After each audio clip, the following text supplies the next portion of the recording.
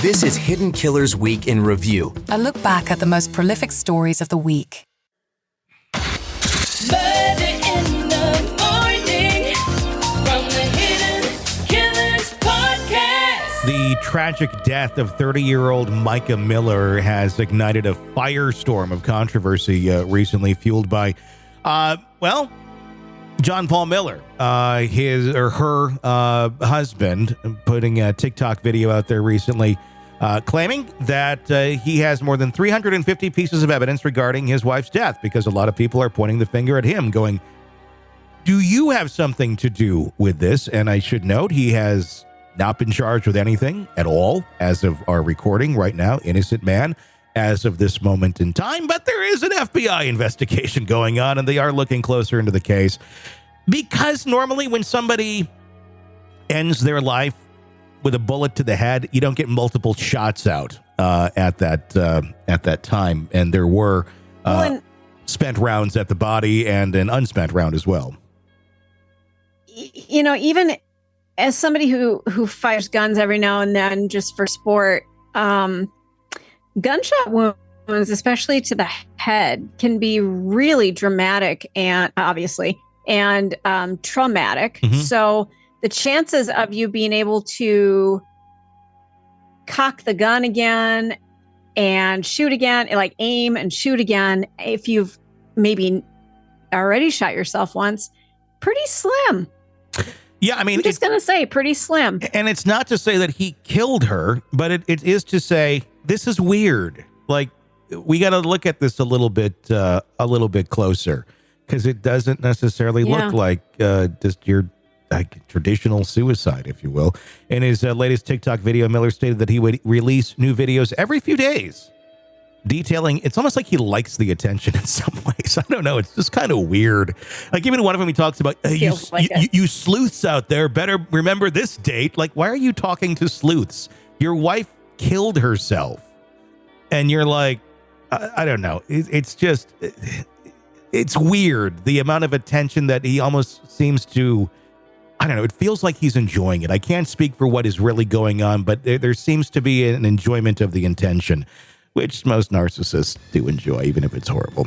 That's kind of the vibe I'm getting out of this guy. In his latest TikTok video, Miller stated that he would release new videos every few days, detailing information about Micah's death and their relationship. You're going to be shocked at some of the things Micah says, Miller claimed, adding that his silence so far was nothing more than wisdom and self-control, so that we can win the war that is up ahead. They're really... What's the war that's up ahead, Micah? Or not Micah? That's weird. Yeah. What is the war that is up ahead here, John Paul? That is a little weird. Micah Miller was found with that gunshot wound to her head in Lumber River State Park, despite the Robeson County Sheriff's Department ruling her death a suicide. Online chatter and conspiracy theories have, of course, proliferated, as they always do. The case has drawn widespread attention, particularly through the hashtag Justice for Micah, as friends, family, and church members speculate on the circumstances surrounding her death. Micah's family, represented by attorney Regina Ward, held a press conference on June 5th of 2024 outside the Horry County Courthouse. They announced plans to push for legislative changes to a 2021 domestic violence bill, advocating for it to be renamed Micahs Law. The family's press conference followed a hearing that granted them rights to Micah's belongings. Let's take a look at that press conference here. I have developed what's called Micahs List. Micahs List tracks what the bill says. And we put together things that she journaled, diaried, or put together to say happened. Please keep in mind that John Paul Miller has never been arrested for domestic violence. He's never been arrested for any harm against Micah. And everything that's put in here, quite frankly, is her words on paper.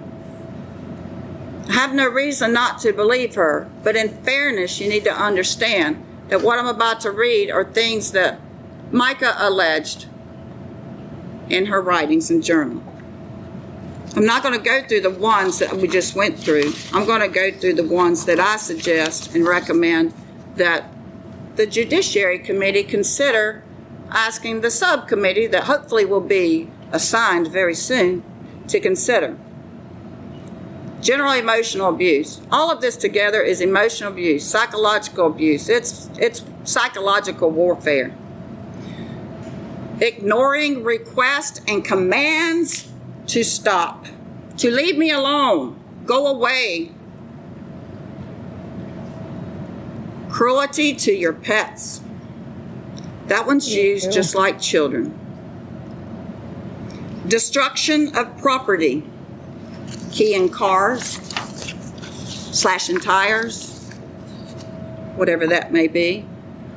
Destruction of the supporting evidence that the alleged victim had in mind to use against the perpetrator. Misuse of legal documents. Sending letters such as cease and desist to threaten to file lawsuits or threaten to take other legal action is an improper use of the legal system. I don't know how many people would ever get a letter from a lawyer that would not be concerned or afraid. That's what we do when we send those letters. We threaten to sue you. That was the press conference. I don't know if that's anything more than an attorney trying to get in the front of things. It's crucial that we address the gaps in our domestic violence laws to prevent tragedies like Micah's from happening again. The thing is, you can do all the laws you want. There already are domestic abuse laws and such. A lot of times when you're in those situations, unless you file something, unless you make a complaint, nothing's going to happen. Because we get stuck into those situations and we don't realize that we're in them, which it sounds like she was in. Maybe, I don't know. I don't know. John Paul Miller has denied allegations of abuse, stating in his video that she has never once been abused as long as she has been married to me. He referred further questions to his attorney, Russell Long, who did not immediately respond to requests for comment. Here's Micah in her own words, talking about abuse. This was a video she put out shortly before she died. I've had a lot of women that have reached out to me about situations of abuse. And I just want to tell you what a lot of people have told me. Male or female, it doesn't matter. It doesn't matter what gender you are. Abuse is abuse. And you are the bride of Christ. And my Bible says that he took all the abuse you could think of for you so that you didn't have to live that life of slavery and bondage and pain. So you don't have to stay in a abusive relationship, whether that's sexual, whether that's somebody forcing you to take illegal drugs, or alcohol abuse, or physical abuse, psychological abuse, making you think that this is all your fault, or you're a bad mom, or you're a bad wife, or you're a bad husband, or you're not giving it your all when you know you are. God hates divorce, but why? According to everybody I've asked and the scriptures that I've found, it's because it hurts people. But does abuse hurt people? How do you think God feels about that? This I'm reading from a filing that was made by her sister. Micah made several police reports over the last few weeks of her tires being slashed and tracking devices being found in her car. In Mr. Miller's email forwarded to me, he apologizes to Micah for the tires and causing damage to her vehicle. Mr. Miller's email to my sister continued to state that he was angry when Micah confided or put her family before him and made him want to hurt her. In his words, when someone hurts me, I try to hurt them back rather than forgive, because that's what every pastor does. And instead of me forgiving you, I just attack and try to cause pain. Micah told me on numerous occasions that she feared John Paul and just wanted to escape him. Yeah, this is from Sierra, her sister.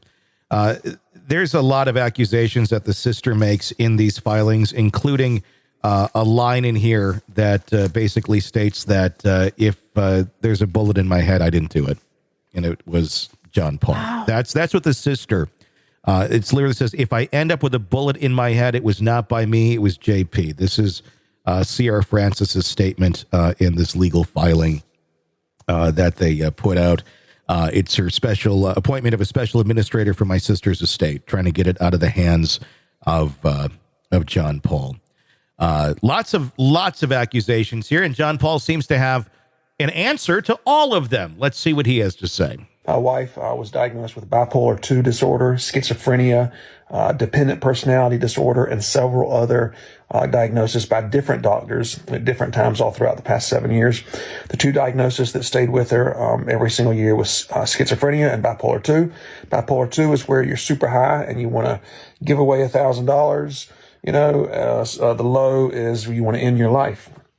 And she went super high and super low many, many times over the years. And it was a struggle, almost a constant struggle, but we got through it. And the schizophrenia is where she would hear voices or talk to people that were not there. She'd play chess with people that were not there without a chessboard.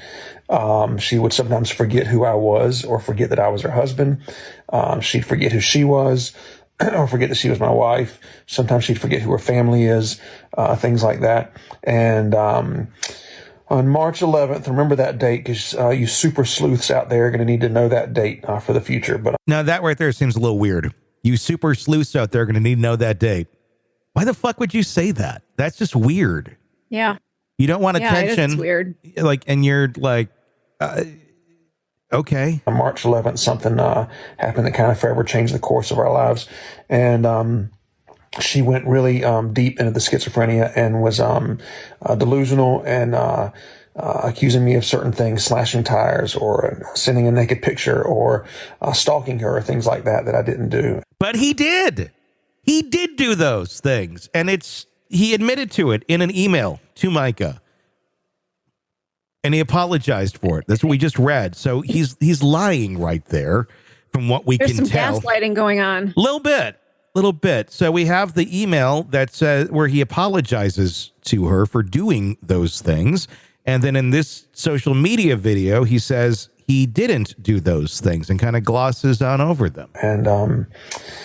And I found an Apple AirTag in my truck that week, and I assumed it was hers because I would keep seeing her pop up where I was at. Here's a video of I was at a gas station on March 13th, and I look up and I see this very beautiful woman in a car that I've never seen before. And I learned quickly, of course, it was my wife. And she was hiding out or spying or something, and began videotaping me. And so I videotaped her, videotaping me. But you know, it's sad that the mental illness is sad, but we managed to always find lightheartedness in life in spite of it, and we always got through it. And I would do things like sometimes I had to play into the delusion, like pretend like I was a double agent who quit their job to marry this beautiful girl, and I'd have to show her our marriage license. And one time I even wrote a resignation to an agency saying that I can no longer work for you because I fell in love and wanted to get married, and things like that. It would help her take her medicine when she would come off of it. And I learned that about 2 years into the marriage. And we worked hard to keep her on her medicine. We worked very hard to keep her enjoying her life. She didn't have to cook a single meal. She didn't have to clean. She didn't have to work. She just had to take her medicine and enjoy her life. And we did our best with what we had. But my wife if he's telling the truth, yeah, mental illness is hell, especially for the person who's experiencing it. It's also hell for the spouse as well. If you are dealing with something like that, without a doubt, I've dealt with it myself. And it can be very wacky. It can be very delusional. It can be very, very, just heartbreaking to watch happen, and then try to navigate it is nearly impossible. So if he's telling the truth, I have pity for the guy. But if there's more to this story, and I'm telling you, I mean, if we look at just the arc of behavior here and the accusations that have been made against him, if they are true, not exactly, the saint I think that he's being portrayed as, or he wants to portray himself as. According to the affidavit that was filed for custody of the children just recently from his ex-wife, saying in 2015, JP was the pastor of Solid Rock Ministries, and I was served as the assistant to pastoral duties. We separated after I learned JP was having an adulterous affair with our former nanny, Micah Miller, who joined our church at age 15. And by the way, he was not 15. He was not a teenager. If I believe right, I think he was in his late 20s. He was, she was ended up being married to JP's best friend. So he slept with his best friend's wife at that time. And I believe she was of age at that moment. I don't know. Who was also on our church staff and serving as our church worship leader at the time of their affair. JP told me that in addition to his affair with Micah, this is the ex-wife stating this, he had employed prostitutes, been sexually inappropriate with several underage female members of the church. And he blamed himself, or blamed his immoral sexual behaviors on the sexual abuse he experienced for years by his father, Wayne Miller. The church requested that JP enroll in an extensive sexual addiction program. However, despite him promising me that he would, to my knowledge, that never happened. When the church council voted to have JP temporarily step down from being the head pastor position so he could seek treatment for his self-reported sexual addictions and focus on his restoration instead of following the direction of our church leaders, JP held a meeting and informed the council that new bylaws were invalid. And therefore, pursuant to the old bylaws, he had 100% decision-making authority. That was the first time members of our church had an opportunity to say JP for who he really was and became gravely concerned about his integrity and the financial structure of the church. As a result, almost our entire congregation left. JP began his quest to recruit new members and operate Solid Rock Ministries solely at his direction. By the way, it's weird. Now, here's the thing. Again, there's so many weird things. And bad behavior doesn't necessarily make someone a murderer. No. By any stretch of the imagination. And I'm not saying that he is. I'm just saying this needs to be looked at a little bit closer because this is weird. She filed for divorce. 2 days later, she goes and buys a gun. That's on video. Buys a gun, calls 911, and says she's about to kill herself. Here's that call. Robeson County 911, what's the address of your emergency? Hi, are you able to trace the location of my phone? Let me see. Don't know where you're at. In National Park. What's the phone number you're calling me from? 843-655-5242. Where's the park located at? In Fair Bluff. Let's see. I have my location on, I think, on my phone. Find my phone is on. I just did my my location. Okay, I'm showing, hold on 1 second. I don't think you are in Robeson County. The Lumber River State Park? Yeah, that's where I am. Okay. Tell me what's, happened. I'm about to kill myself, and I just want my family to know where to find me. Okay, ma'am. Just listen to what I'm saying, okay? Let me make sure I got the exact location where you're at, okay? Just 1 minute. Then a day after that she killed herself, allegedly, John Paul's back at church preaching and saying this to his congregation. I'm not going to do an altar call today. Instead, I'm going to have you stand up and I'm going to make an announcement. And after the announcement, I'm going to ask that you leave church quietly and don't talk about the announcement here in the building, please, if you can, so y'all can stand to your feet. Before I make the announcement, I also want to say that my request to you is that you will continue to come to church and serve and give for the next little bit, because I don't want to have. I'm taking a little bit of a break, and I don't want to have to worry about the church. My break may be a few days, a few weeks, I don't know. I got a call late last night. My wife has passed away, and it was self-induced, and it was up in North Carolina. And we're going to have a funeral for her next Sunday here at 3 p.m. And so it's all I can, I'm just kind of going on adrenaline right now. So y'all pray for me and my kids and everybody. And y'all knew that she wasn't well mentally, and that she needed her medicine that was hard to get to her. Here's the narrative, which may be true. But it is interesting that, at that moment in time, we're going down that road at that second of here's a narrative, don't talk about it. Yeah. Of course people are going to talk about it. Yeah.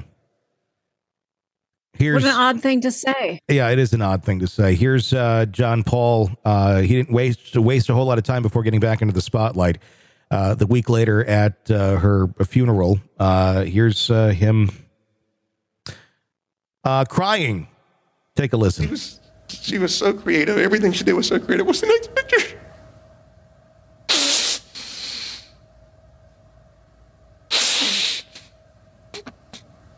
What's the next picture?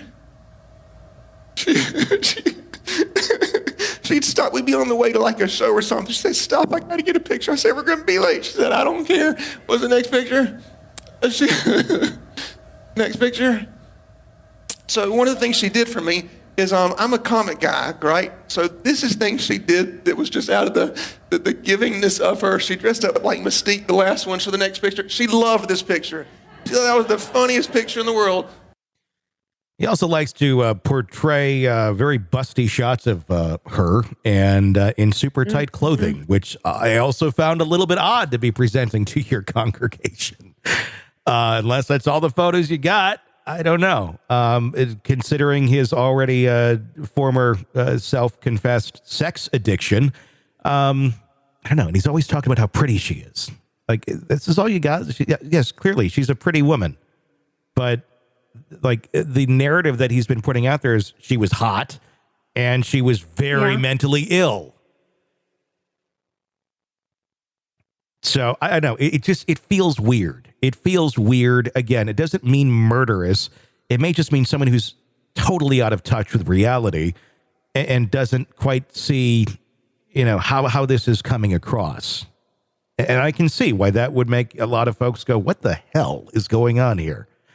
And a good reason. And let the investigation goes where it goes, and wherever it leads, we'll see where that goes. But on the surface, it raises some eyebrows. Here's more from that service.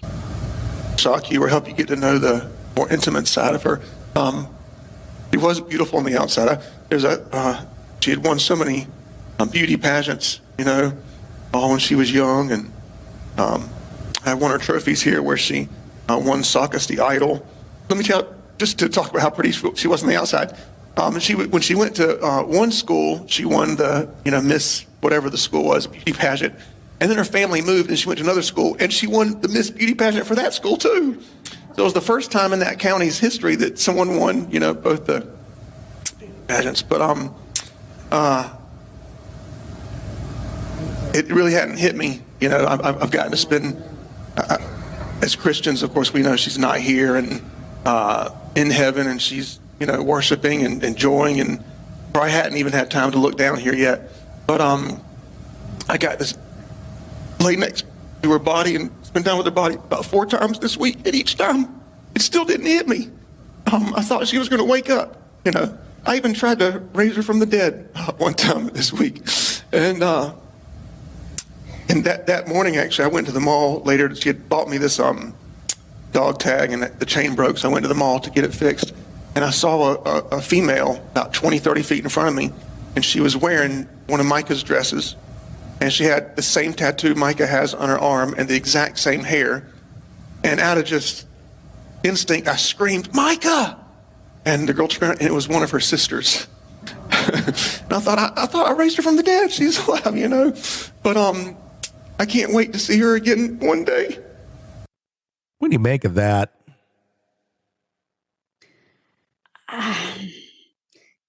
Can I say it? Part of me was like, Chad Daybell?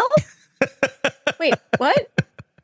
I mean, I a little delusion, but I mean, I don't think he was speaking that he really thought he was going to raise her from the dead, but I don't know. It's just it just seems a bit, there's a narrative that's being pushed. It felt, I get it. He lost, his wife is gone. And I don't doubt that he loved her, and grief is hard. Everybody grieves differently, but something about that to me felt really private. And it's no longer private. Maybe that's just his way of coping with grief, and that's fine. It's not for me to judge as I'm sitting here judging it, but something about it just feels weird to me. Yeah. Something feels off. And again, it can just be, some people are just they don't get how weird they come across after something like this. Doesn't mean he murdered her, but it is just weird. No, but I have questions. Tell me about the tracker and tell me about the razor blades. Answer that question for me. That's where my brain goes. If you're not trying to control your spouse, maybe he could justify the tracker because of mental illness. I can get behind that. I'm struggling with the razor blades. Tell me more about that. What's that about? Why was that necessary? What's the razor blades? That screams on her tires. Oh, on the tire. Oh, yeah. Cutting the tires. Yeah. That's shit. I just replaced some tires a couple months ago. They're expensive. So what are you doing? What's going on there? Is there a prize inside the tire that you had to get out? I don't get it. I have the obituary here in front of me. And like half of it is about him, and he wrote it, which I also find, I guess, not surprising, seeing just kind of how much everything does kind of revolve around him. She helped pastor JP with the church in every way. Micah was a worship leader, graphics designer, youth leader, women's ministry leader, and pastor's assistant. Micah made the greatest of efforts to always be the best wife she could be. She truly served Jesus and her husband with all of her heart. She would praise her husband every church service, telling him he was the best preacher in the world, even if it wasn't true. She also told him he was the funniest preacher in the world, even though that wasn't true either. Micah loved her family so much. And then we get into a little bit of passive-aggressive bragging about possessions in the obituary as well. Micah loved her ice bath, nice car, sauna, house, etc. But more than anything on earth, it was her desire to see people come to Jesus. I don't know. It's another weirdly written piece. Again, somebody who's really out of touch. Maybe has some narcissistic tendencies. That's kind of what the vibe I'm getting here. But I don't know. This is just weird. When there was a lot of question, why did he preach at his own wife's funeral? This is what he had to say. Hey everyone, tonight we will deal with the fact that I preached the day after my wife passed and the announcement that I made. Before that, I just want to talk about the tattoo from the other night. The tattoo that had her signature, it was gotten back in January with her. She wanted a very, very thick wedding band tattooed on her wedding finger so that when she was working out or we were on vacation, when she didn't have a ring, she'd let everybody know she was still married. That is not something that someone who's being abused does, but she wanted that tattoo and she wanted me to get it. Right there. I didn't like that part. That's not something someone who's being abused does. Yeah. Really? Is that you know that for a fact? Where do you get that information from? That's something that people who are being abused don't do. Well, actually, I would kind of almost think, here's where my mind goes with it. If you're getting it tattooed on your finger, that seems kind of like a control move by a spouse almost so it's always there. No matter what, you can't take it off. It's there. Now, I could be wrong. Some people will just do that because they want it to be there. They don't want to have to wear the ring. It can go either way. But something like that actually doesn't tend to go into the category of this is something that people who are being abused do or don't do. There's no validity to that statement. Yeah, I agree. I've seen couples get matching tattoos. I've seen them do things like that, but this just feels different. And again, it doesn't mean that he did anything, but we're taking a microscope right now to a relationship that we knew nothing about until he told us about it. Yeah. He gave us this information. So it's not like we're taking information and putting it out. He put this information out there. He wants people to know this. So it's human nature for us to take it and kind of dig apart what's going on here. And yeah, we're going to judge. And that's kind of what we're doing right now. It's like, that feels creepy to me. If he were on Tinder and I came across him and I knew this about him, I'd be like, nope. Yeah. Keep going. A little weird. Here's more of that. Her signature. So I showed up and did it. The reason I preached the day after she passed, the night before that midnight, I had 5 people at my house telling me not to preach and that I would be crazy for doing it. I didn't listen. And it's because at first I didn't believe it. I'd spent the past 3.5 months doing everything I could to keep her alive. My goal was every single day to find somebody, some way to get her medicine, because I told them that she was going to commit suicide if she didn't get her lithium. And I went to her pastors, counselors, doctors, policemen, judges, friends, family, roommates, everybody you could possibly think of, and nobody believed me. So to get that call that night that it happened, I'm sure you can imagine what a failure I felt like, as well as this just can't be true. It became my worst nightmare. There's no way. And so I thought maybe the family was playing a trick on me or something. The other side of it was, I thought if it is true, family's playing a trick on you? Hey, we're going to lie to you and tell you that she killed herself. Ha, ha, ha.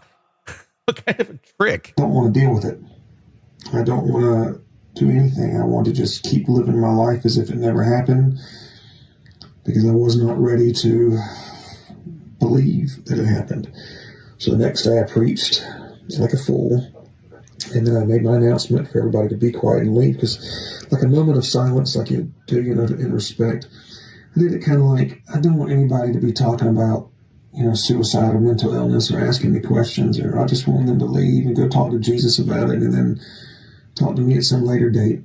I was not prepared to deal with any of it at all. I'm sure you cannot imagine what it's like to be trying your best to keep somebody alive and then to find out they passed. And then how do you handle yourself in that next 24, 48 hours? I don't think there's a manual on that. So if it offends anybody, I apologize, but I did the best I could with what I had. And God bless. So is he this martyr that was trying to keep his mentally ill wife alive and failed at it at some point? Or is there something else going on here?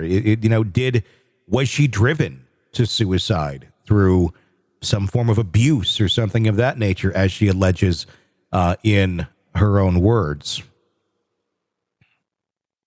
Or was it all, mental illness?